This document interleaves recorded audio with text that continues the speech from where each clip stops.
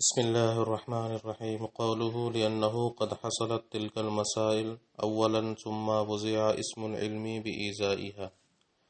أقول قيل عليه إن مسائل العلوم تتزايد يوما فيوما فإن العلوم والصناعات إنما تتكامل بتلاحق الأفكار، فكيف يقال إن المسائل قد حصلت أولا ثم وضع الاسم بإيذائها؟ وأجيب بأن وضع الاسم لمعنى لا يتوقف على تحصيله في الخارج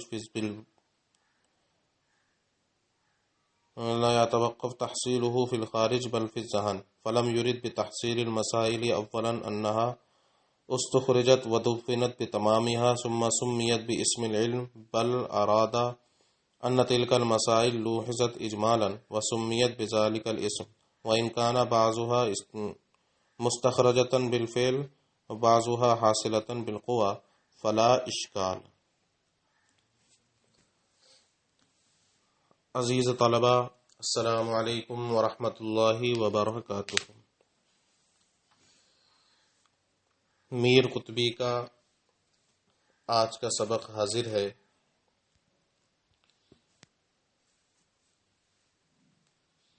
قطبی کے اندر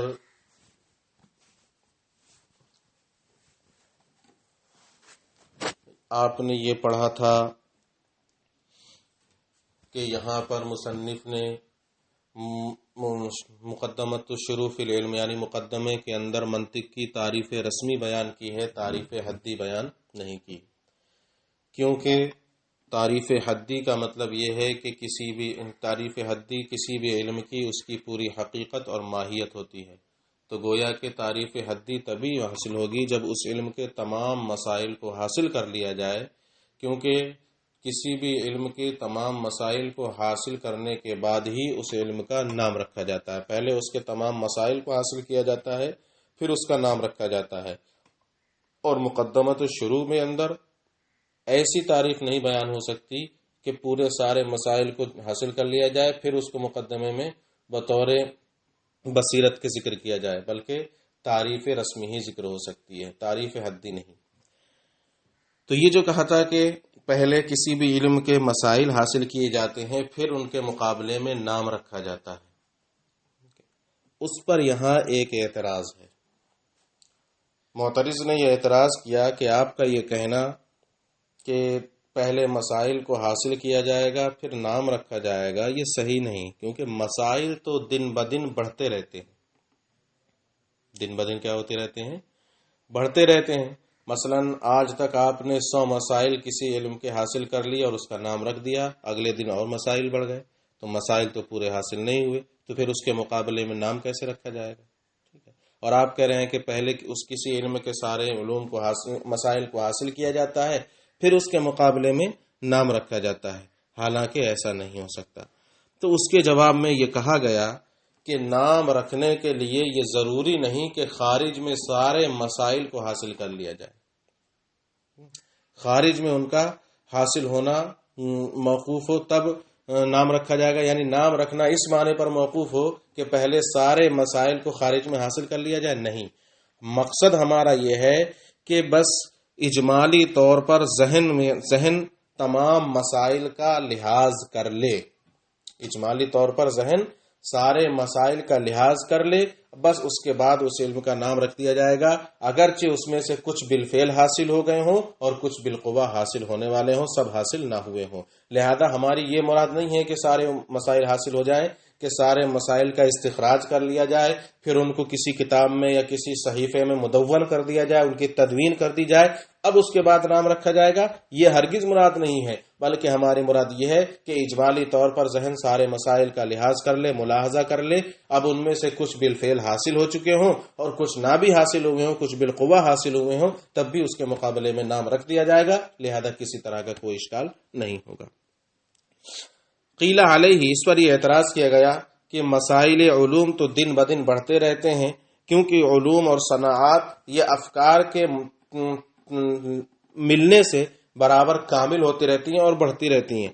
فکیف یقال، تو یہ کیسے کہا جا سکتا ہے کہ مسائل اولاً حاصل ہوں گے پھر ان کے مقابلے میں نام رکھا جائے گا؟ وأجیبا، تو یہ جواب دیا گیا بأن وضع الاسم لمعنی، کہ اسم کا وضع کرنا اس معنی میں ہے کہ اب ان کا حصول خارج میں موقوف نہ ہو بلکہ صرف ذہن میں، ان کا حصول صرف ذہن میں اس معنی کا حاصل کرنا موقوف ہو۔ فلم یرید، تو یہ مراد نہیں ہے کہ اولاً مسائل حاصل ہوں، اس بات سے یہ مراد نہیں کہ ان کا استخراج کر لیا جائے، ودونت بتمامہا، اور سب کو مدون کر لیا جائے، ثم سمیت باسم العلم بازائی، پھر اس کے مقابلے میں علم کا نام رکھا جائے، بل ارادہ، بلکہ مراد یہ ہے کہ وہ ان مسائل کا اجمالاً لحاظ کر لیا جائے، وسمیت بذالک الاسم، اور ان کے مقابلے میں نام رکھ دیا جائے، اگرچہ ان میں سے بعض بالفعل حاصل ہوں اور بعض بالقوہ حاصل ہوں، فلا اشکالہ، تو اب کوئی اشکال نہیں ہوگا۔ قولہ دون ان یقول وحدوہ، وہیں پر آپ نے یہ پڑھا تھا کہ یہاں پر مصنف نے مقدمۃ العلم میں ورسموہ کہا، وحدوہ نہیں کہا۔ اس کی وجہ کئی بار بیان ہو چکی، چونکہ وحدوہ کہنے کا مطلب کچھ اور ہو جاتا، جو تنبیہ یہ کرنا چاہ رہے تھے وہ تنبیہ بھی نہیں ہوتی۔ تنبیہ کس بات پر؟ کہ شروع فی العلم جو موقوف ہے وہ تعریف رسمی پر ہے، تعریف حدی پر نہیں ہے، کیونکہ کسی بھی علم کی معرفت العلم بحد ہی یہ اس کے جمیع مسائل کو جاننے کے بعد حاصل ہوتی ہے، اور مقدمہ پڑھتے وقت کسی بھی علم کے سارے مسائل کو جاننا یہ مشکل بات ہے، اس لیے وہاں پر انہوں نے رسموہ کہا، حدوہ نہیں کہا۔ اگر یہ کہا جاتا تو درست نہ ہوتا۔ لأنہ لو قال ذلك لم يكن صحیحا، اگر وہ یہ کہتے یعنی وحدوہ کہتے تو یہ صحیح نہیں ہوتا، اور یہاں یہ ذالک کا جو استعمال کیا، ولو قال وہو اے ذالک القانون، او قال وعرفوہ لکان صحیحا، اور اگر وہ عرفوہ کہہ دیتے رسموہ کی جگہ تو یہ صحیح تو ہو جاتا، لیکنہ عار عن التنبیہ المذکور، لیکن وہ تنبیہ مذکور سے خالی ہوتا جو انہوں نے تنبیہ کی ہے کہ شروع فی العلم تعریف رسمی پر موقوف ہے، اس چیز پر جو تنبیہ وہاں پر کرنا مقصود تھی، عرفوہ میں وہ تنبیہ نہیں ہو پاتی۔ قولہ العلم بالمسائل هو التصدیق بالمسائل، پھر یہ کہا تھا کہ کسی بھی علم کے مسائل کا جاننا وہ اس کے مسائل کی تصدیق کا نام ہے، ٹھیک ہے، علم بالمسائل تصدیق بالمسائل ہے، یعنی کسی علم کے مسائل کو جاننا، علم حاصل کرنا، یہ اس علم کے ان مسائل کی تصدیق کو حاصل کر لینا ہے۔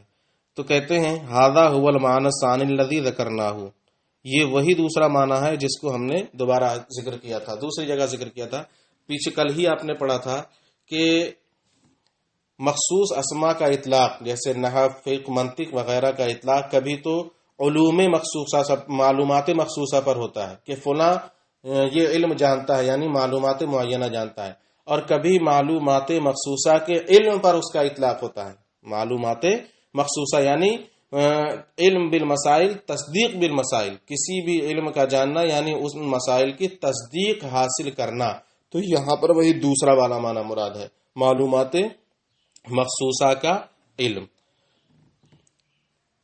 تو یہاں یہ وہی دوسرا معنی ہے جس کو ہم نے ذکر کیا تھا، جس کی صراحت انہوں نے دوسرے معنی میں کی تھی۔ قولہ لیکن تصور العلم المطلوب یتوقف بحدہ، اچھا، اقول لما کان حقیقت العلم ہی التصدیقات بالمسائل و ارید تصور بحدہ احتیج الى ان يتصور تلك التصدیقات التي هي اجزاؤه، فاذا تصورت ذلك التصدیقات باسرها مجتمعة فقد حصل تصور العلم بحدہ۔ پھر وہاں پر ایک اعتراض ہوا تھا، اعتراض یہ کیا گیا تھا کہ تعریف حدی یہ تصور ہے، یعنی معرفت العلم بحدہ تصور ہے، اور علم بالجمیع المسائل یہ تصدیق ہے۔ آپ نے کیا کہا تھا کہ کسی علم کی تعریف حدی تبھی حاصل ہوگی جب اس علم کے تمام مسائل حاصل ہو جائیں۔ اس پر یہ اعتراض کیا تھا کہ تعریف حدی تو ہے تصور، اور علم بجمیع المسائل یہ کیا ہے؟ تصدیق. اور تعریف حدی حاصل کب ہوگی آپ کے کہنے کے مطابق؟ جب تمام مسائل کا علم حاصل ہو جائے. تو گویا کہ علم بجمیع المسائل کے بعد علم معرفت العلم بحدہ حاصل ہوگی. تو معرفت العلم بحدہ تصور ہے اور علم بجمیع المسائل کیا ہے؟ تصدیق ہے. تو تصور کس سے حاصل ہوگا؟ یہاں تصدیق سے حاصل ہوگا. حالانکہ یہ بالکل خلاف مفروض ہے کہ تصور کو تصدیق کے حاصل کیا جائے، کیونکہ آپ پڑھا چکے ہیں کہ تصور کو تصور سے اور تصدیق کو تصدیق سے حاصل کیا جاتا ہے. اس کے جواب میں انہوں نے کہا تھا کہ ہم نے یہ صحیح کہا ہے کہ ہاں علم بجمیع المسائل تصدیق ہے اور معرفت العلم بحدہ تصور ہے، اور علم بجمیع المسائل کے بعد ہی معرفت العلم بحدہ حاصل ہوگی. لیکن یہاں ہماری یہ مراد نہیں کہ علم بجمیع المسائل کی ذات سے معرفت العلم بحدہ حاصل ہوگی. تصدیق کی ذات سے معرفت العلم بحدہ حاصل نہیں ہوگی، بلکہ علم بجمیع المسائل کے تصور سے، یعنی جمیع مسائل کا تصور ہو جائے، بس اسی سے معرفت العلم بحدہ حاصل ہو جائے گی. تو یہاں تصور اب بھی کس سے حاصل ہو رہا ہے؟ تصور سے حاصل ہو رہا ہے، تصدیق سے حاصل نہیں ہو رہا ہے. تو یہاں پر علم بجمیع المسائل سے ان کی ذات مراد نہیں، تصدیق کی ذات مراد نہیں، بلکہ تصدیقات کا تصور مراد ہے. اسی کی تشریح یہاں پر کر رہے ہیں.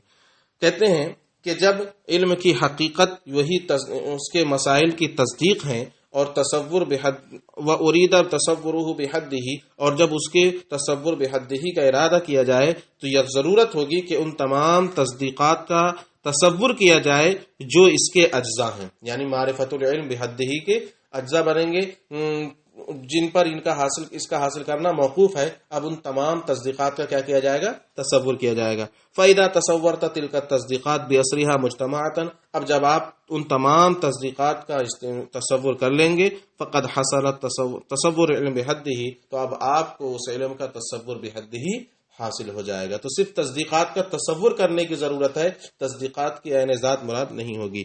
اذ لا معنی لتصور الشیء بحدہ، اس لیے کہ کسی بھی شے کے تصور حدہ کا بس یہی مطلب ہے کہ اس کے تمام اجزاء کا تصور کر لیا جائے. وتصور امر لا حجر فیہ ان یتعلق بکل شیء، اور کیسے تصور تو ایک ایسی چیز ہے کہ وہ کسی بھی چیز سے متعلق ہو سکتا ہے، اس میں کوئی حرج کی بات نہیں. تصور ایک ایسی چیز ہے کہ وہ کسی بھی چیز سے متعلق ہو سکتا ہے، حتیٰ کہ تصور خود تصور سے بھی متعلق ہو سکتا ہے اور عدم تصور سے بھی متعلق ہو سکتا ہے. مثلا آپ تصور کا تصور کریں، ہو سکتا ہے کہ نہیں ہو سکتا ہے؟ تصور کا تصور کریں، ہو سکتا ہے کہ نہیں ہو سکتا ہے؟ یا عدم تصور کا تصور کریں، یہ بھی ہو سکتا ہے کہ نہیں ہو سکتا ہے؟ تو یہ کہہ رہے ہیں کہ تصور تو ایک ایسی چیز ہے کہ وہ ہر چیز سے متعلق ہو سکتا ہے، اس کو کسی بھی چیز سے متعلق کرنے میں کسی طرح کی کوئی خرابی نہیں ہے. لہذا تصدیقات سے بھی متعلق ہو سکتا ہے. تو جب تصدیقات کا تصور ہوگا تو علم کی معرفت العلم بحدہ حاصل ہو جائے گی.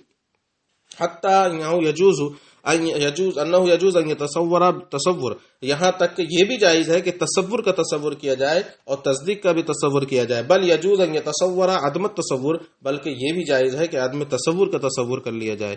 ولما كان تصور جميع تلك التصدیقات امرا متعذرا، لیکن چونکہ تمام تصدیقات کا تصور کرنا یہ ایک امر متعذر ہے، دشوار ہے، تو لم یکن تصور علم بحدہ مقدمۃ للشروع فی العلم، تو تعریف علم حدی یعنی تصور علم بحدہ یہ شروع فی العلم کے لیے مقدمہ نہیں بن پائے گی، بلکہ وہ وہی بن پائے گی کیا؟